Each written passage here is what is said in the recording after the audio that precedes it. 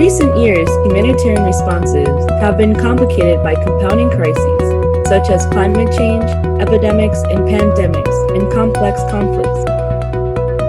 In an ever-changing humanitarian space, we ask, what does the safety and security of aid workers look like? And what might it look like in the future? I'm Tara Arthur from the Global Interagency Security Forum, and each episode, I'll be speaking to guests about topics such as the localization of aid, the ups and downs of community acceptance, and the role of digital security in the modern era. Join me as we unpack the changing face of humanitarian security risk management. Hi, Emma. Thanks for joining us again. But thanks for having me. Today, we're talking about climate change and security risk management. I'd love to hear a little bit about who you are. If you can share a little bit about who you are, what your organization is, and what you do there. Sure. So I'm Emma, Emma Villard. And I've been working in the security domain or industry for almost 10 years. I've had different positions. I've been an intelligence analyst, regional security manager, and now a global security advisor. I've been with Greenpeace International for a bit less than 2 years. And before that, I was in the corporate sector. And as many of you will know, Greenpeace is an environmental organization. Greenpeace International is the coordinating body, and there are national and regional offices. So it's sort of a federation, really. It's a very decentralized organization. And something that might be interesting for the other GISF members to know is that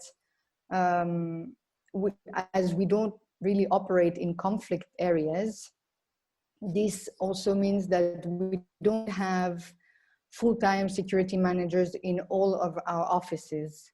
And it's also part of, it's also because risk-taking is very much part of our DNA.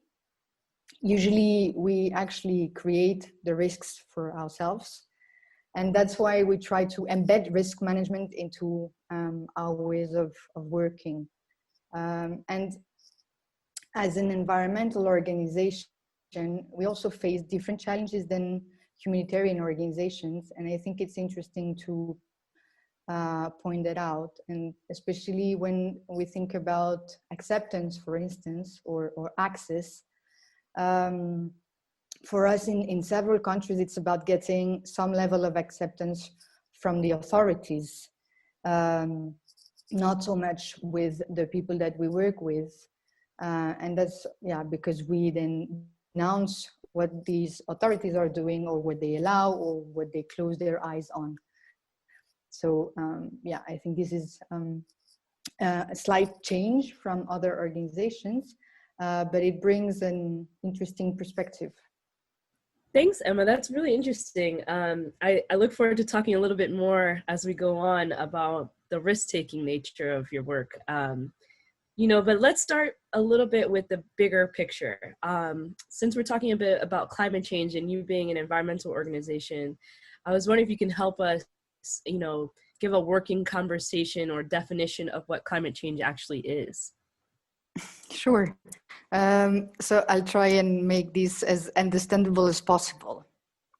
So the Earth climate system is powered by solar radiation. We call these the greenhouse gases, like CO2, like methane, and some others. And these gases help retain heat in the atmosphere. And the most important of those ones is the CO2. And it's been increasing in concentration in the atmosphere since the Industrial Revolution. And that, as a result of that, the amount of heat trapped in the atmosphere has been increasing over several decades. And it's caused the average global temperatures in the atmosphere and oceans to increase. Now, these increases have been faster and greater in some parts of the world than in others. and including, for instance, in the Arctic, which is warming extremely quickly. Now, our climate also appears to be welcoming more extreme, becoming more extreme, sorry, with increases in the severity of storms. Well, yes, there is unprecedented extremes of temperature, dryness, and all of that results in increases in desertification, wildfires across the globe. Ecosystems are being degraded, and the biodiversity loss is actually really worrying. The current rate of extinction is tens to hundreds of times higher than the average of the past 10 million years. So in Greenpeace, we don't actually talk about climate change anymore. We talk about the climate crisis. Interesting. Climate crisis. Well, I think that picks up well with our conversation today. So what would you say are some really important factors that relate to security risk management and climate change? What are some of the intersections, and why should we as security professionals in the humanitarian space be concerned? Yeah, that's an interesting question. Well, if crises and now compound crises are characterized by multiple and interconnected aspects of vulnerability, then the climate crisis is really at the heart of compounding crises, which are likely to become more and more frequent. The climate crisis can be or can present a direct threat. This is when it takes the form of extreme weather events like floods, like hurricanes, then triggers a humanitarian response because of the risks to the local populations. It can also be a slow burning issue. There was a report by the Global Challenges Foundation, which said that even with 2 degrees of warming in the global temperatures, more than 1 billion people may need to be relocated due to the sea level rise. Now, for organizations, this also could mean, of course, risk to their facilities, their buildings, and their assets, risks for their supply chain as well, and reputational risks, because if an organization has a high carbon footprint, there might be some backlash at some point. But of course, there are also indirect threats that a security manager should take into account, and I'm sure many are working on this, because the challenge really is that the climate crisis intersects with pre-existing security risks, and then it functions as a threat multiplier. So it accelerates instability. It's going to contribute to escalating cycles of humanitarian, socio-political crises, conflicts, internal population displacements, forced migration, because climate change impacts on food and water systems, rising food prices because of drought or wildfire, are participating and accelerating dynamics where we're seeing increased state fragility, internal conflict, potentially also state collapse. And if we look at it through a COVID-19 lens, we see that global warming, but also deforestation, make some conditions more favorable to the spread of some infectious diseases. And then air pollution also makes people more vulnerable to that infection.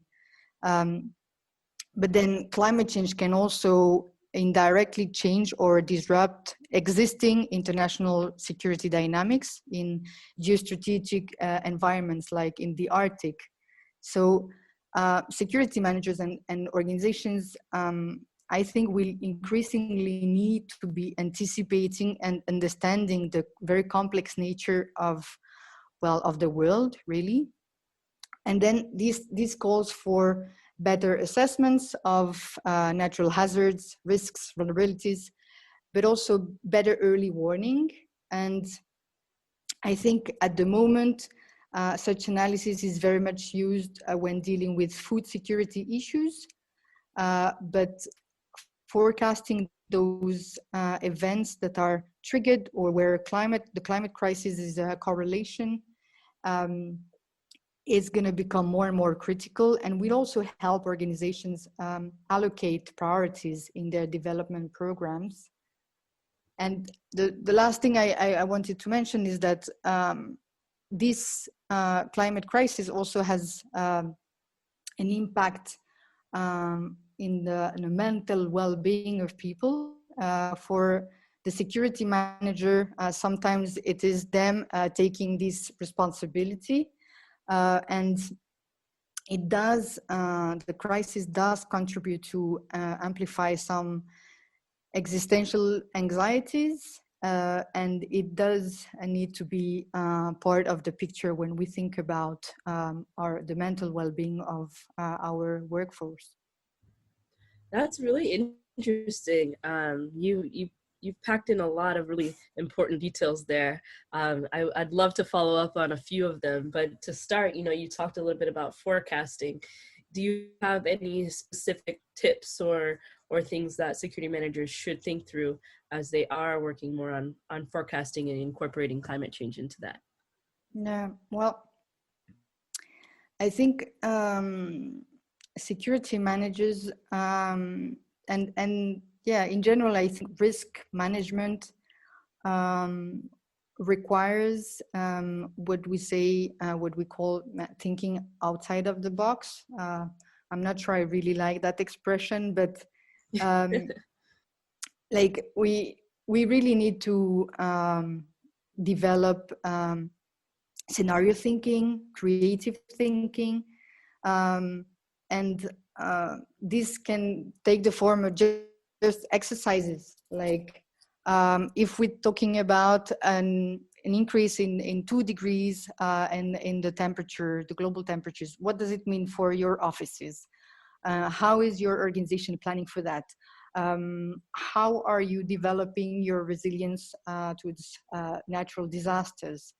That's going to help prioritize what kind of support will be needed in terms of developing the organization, but also what kind of support will be needed by the beneficiaries, what kind of capacities are also needed from a relief point of view.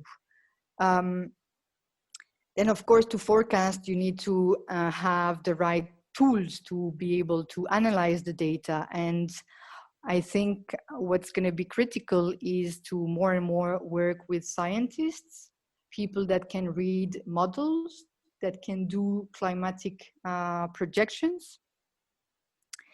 And interestingly, I think it also means integrating that for some risks, the methodology that we're using now, which is assessing risk with the likelihood and impact, will have to change because for natural disasters at the moment, we're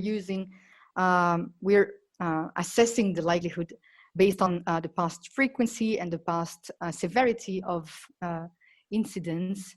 But I think there needs to be a big focus done on how to integrate that better in the thinking, because these natural disasters, they're a reality now. The disruption is a reality now, so it's not so much of a risk, it's here. So what are the contingency plans that we have to mitigate this reality, and how can forecasting be not something that we do when we are doing a risk assessment every 2 months in the best case, but also looking at from an organizational point of view, how do we think about the world we live in, and how do we integrate that in how we work? Yeah, that's interesting. And I think that you're starting to actually touch on something I'd love to follow back up on, is kind of what's happening now. You made a really good point about what's happening now. And I'm thinking about COVID-19, which you touched on a little bit.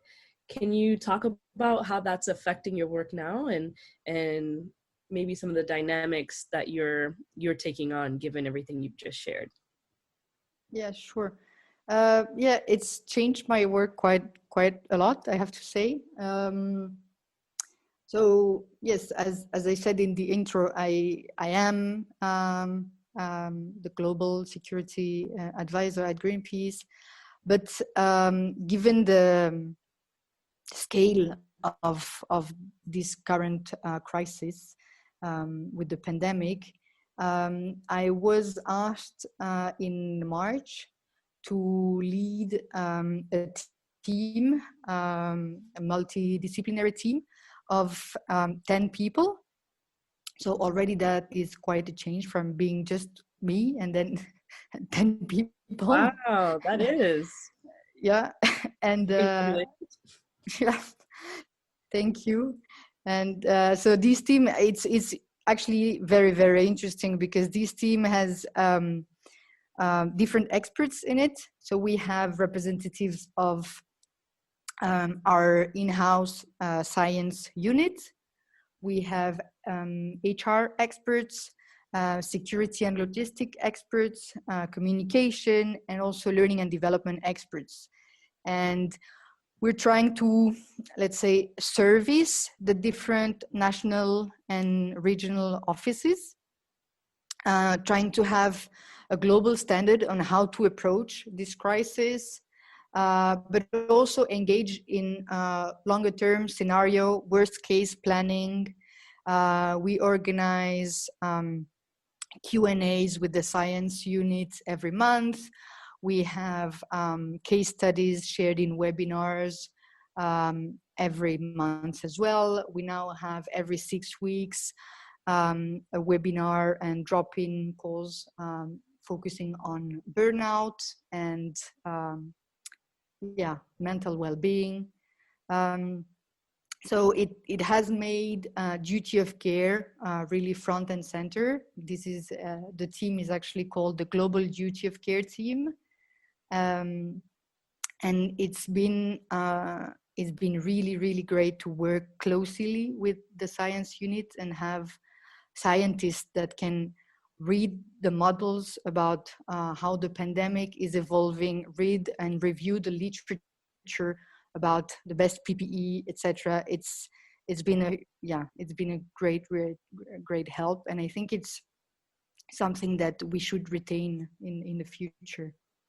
That's a very interesting model, and it sounds like your organization is taking a very holistic approach to COVID-19 in the future. Do you feel like that's a good model for other organizations to consider? Yes, I mean, I think in general, I would say our organizations tend to fulfill their duty of care with both the security aspect and the HR and mental well-being aspect. But in this instance, I think we have worked more closely together than ever before. We've been able to align our priorities. We've been able to just communicate more between ourselves and know what were the challenges from a very practical logistical point of view, but how that impacted the mental well-being and vice versa. And having the science also support all of that has given a lot of weight to what we have been advising and saying, because of course it makes a difference if what you're recommending is based on the best available scientific literature. And so it's something that I really recommend. Of course, not all organizations will have that luxury of having scientists in-house. Sure. But for us, it's made a big difference. That's, and I'm curious then, do you feel that COVID-19 was part of the catalyst to help raise or elevate this kind of collaboration, or do you feel that there was existing collaboration before? I mean, there was collaboration before, but not to that extent, definitely not. And as I said, it really put duty of care front and center as a like very strong and very high priority for the organization, because as the other organizations and as the world and different people on this planet, we were not really expecting what happened. Initially, initially we were trying to fix it as much as possible, but it was really band-aids that we were applying here and there. And we realized that we really needed to tackle this in a more holistic way. So I think the seeds were there, and duty of care has always been a priority within Greenpeace. But I think it was also that the need was never so big. It was always there, of course, but the scale of the need was completely unprecedented. Hence, then the support that was given to this effort. I think that everything that you've just shared is definitely insightful given the current situation. And, I'd like to just shift gears a little bit and talk more as you build on the duty of care opportunities that have been there, and talk a little bit about what are some of the policies and procedures that might be coming out of that group, or maybe you've already had them before, but maybe there's some interesting intersections related to that as well. Yeah, well, there's something I like to say, which I don't know if many people really relate to, but I really like to say that we have a duty of care towards our people for sure, but we also have a duty of care towards our planet. And this, I think, I don't know if it's directly the responsibility of security managers, but for sure, maybe with this duty of care angle, they can push for some policies to be implemented. And I can give some examples of policies that were actually pre-existing COVID-19. So it's not really cool. So one thing that I guess many organizations are trying to do, but maybe don't necessarily know how to do it even more, is in the travel management. We're always, travel management policy, we are encouraging to have only essential travel happening. When that happens, it's very strongly encouraged that it's direct flights, just to reduce fossil fuel consumption, no? And that means that when we have global meetings, we have a tool which calculates the CO2 emissions, and therefore for all the participants, and therefore based on that, we can decide where the meeting takes place. Now, this is complicated by the fact that, of course, there's a bias on where are people coming from. And if you have more people located in the global north, therefore you will have the meeting in the global north. So you always have to calibrate that. But it's a good indicator, and we keep track of our emissions with that. And even if a direct flight might be a bit more expensive, we're also trying to encourage that. And that so was that's before one. the pandemic, right? I'm sorry. That was before. Yes. Interesting. Yeah. Another one that we have is trying to encourage the different offices to replace their fleet of vehicles with electric cars where it's possible, because yeah, it's very much depending on the context, but it's something that we're trying to do, and that can be implemented in some countries. Also having a better or good energy management in the offices, having them equipped with solar panels. So again, reducing fossil fuel emissions, avoiding single-use plastic equipments, and even in the equipment that we use, for the banners, etc., we try and avoid, or we have a policy to avoid PVC. And one thing also that is usually quite surprising for people is that when we organize events, global meetings, we have a policy of having only vegetarian food, because yes, we want to encourage everyone to eat less meat, again, to reduce all the different problems that go with that, be it deforestation, being the methane emissions, etc. So yes, everything is vegetarian. Yeah, these are a few ideas. Yeah, that's quite a few ideas indeed. And I think the vegetarian one in particular is pretty interesting. I haven't heard that one yet myself, so some new food for thought. I'd love to touch back on the travel part you were referring to, given that we are in the middle of a pandemic, and there's been a lot of questions of how to prioritize travel and what the impacts are for that. How has that affected you, or has that presented any new opportunities given what you already had in place before the pandemic? Yeah, it's a good question. Well, it's interesting because I think the pandemic really pushed us to think about what are the exact criteria, how do we define essential, really? Because so far it was used as, yes, essential travel, but what does that actually really mean? Because I mean, if you ask a campaigning organization what is essential, people will find ways to prove that what their trip is really essential, because campaigning is what they do.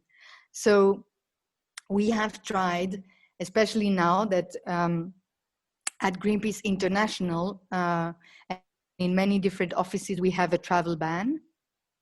We have tried to come up with criteria which can then elicit an exception to that travel ban. And these are, I think many organizations will have had the same process of thought, but one of the criteria is, of course, can the travel be postponed? Meaning, is it really essential that you travel now? Can you actually do what you intended to do via Zoom or whatever? That's that's an easy one. But also, is this journey or is this trip crucial to the organization's operations or to the organization's goals? And you have to, the bar is quite high, let's say. And then there are questions about, okay, but and we then come back to duty of care. Is this journey crucial to protecting the person's mental or physical well-being and health?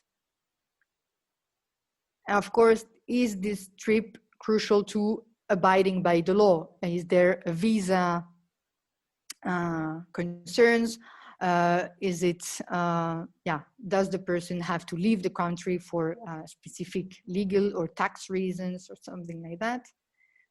And then is this trip, was this journey related to providing security or integrity support. And so far we have the travel ban until the end of the year. We will see how that goes for afterwards, but there will be a working group dedicated to really defining what essential trips mean in this new normal of living with COVID-19, because the virus is not going to go away anytime soon. But we still need to continue operating. So the travel ban might be lifted, but there will be a very clear definition of what essential travel means. And of course, I mean, it can be, because of course we want to travel as less as possible, also to reduce our footprint, no?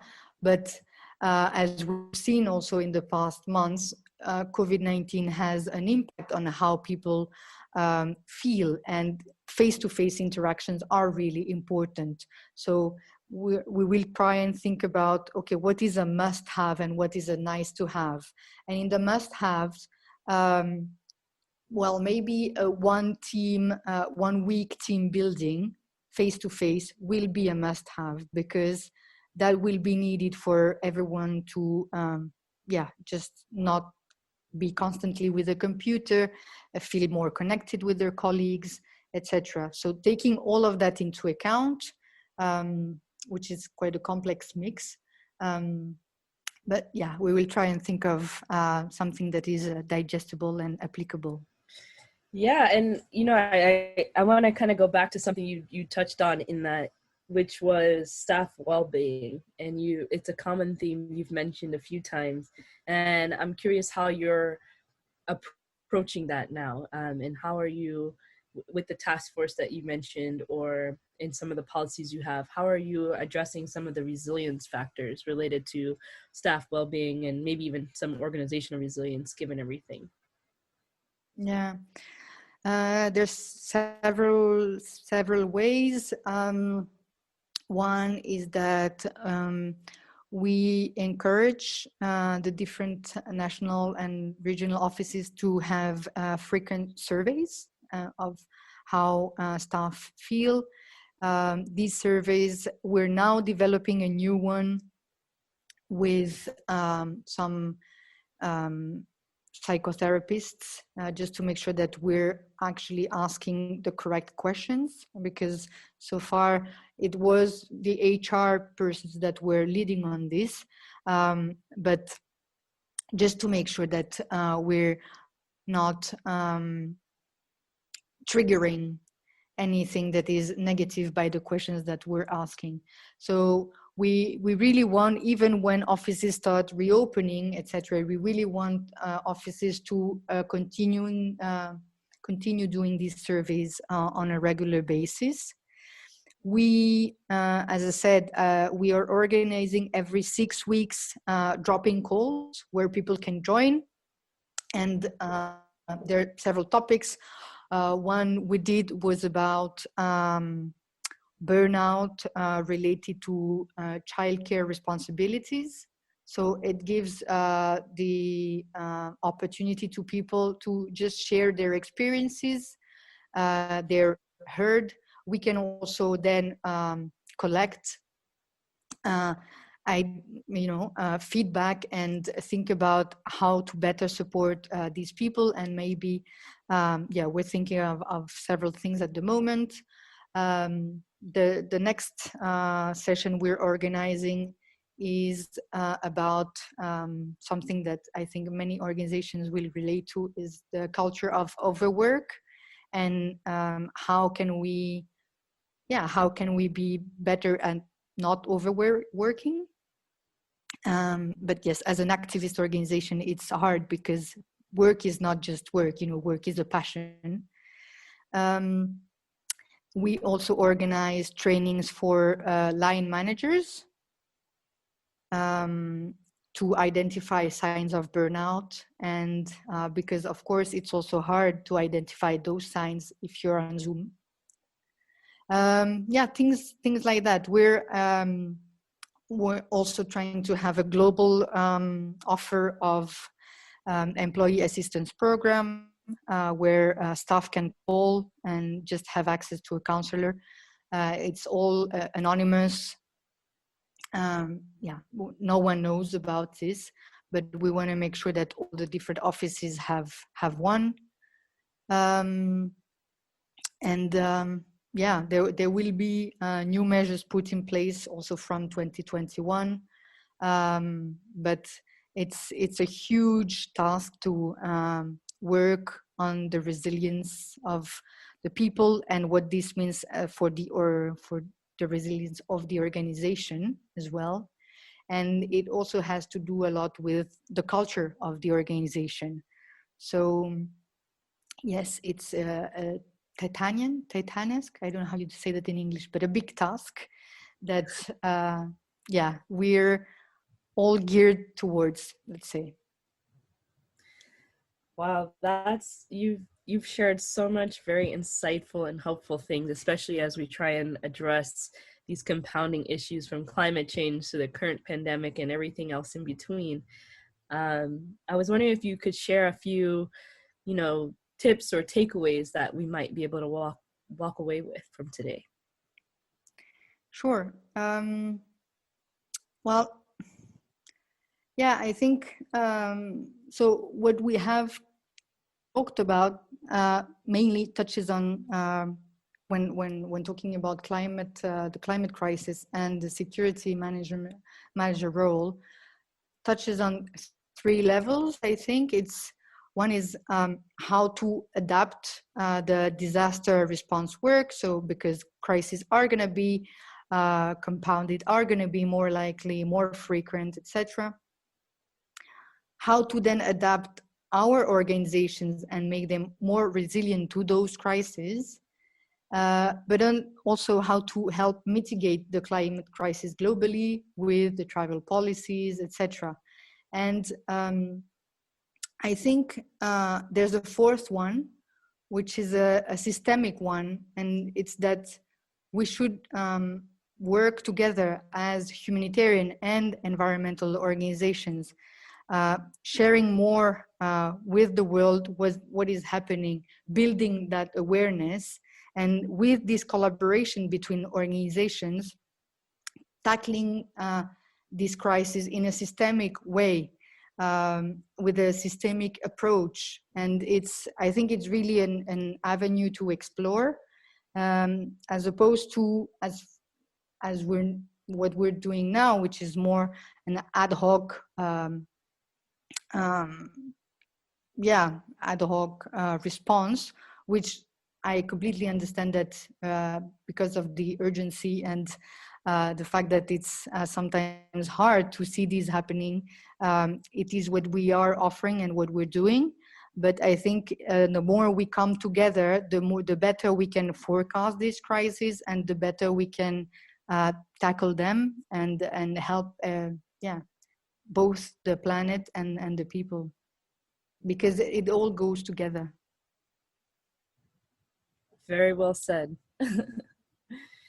Well, thank you so much, Emma. I think there's been so much useful things you've shared with us, and I'm glad that we had today to talk more about climate change and security risk management. Yeah, anytime. My pleasure.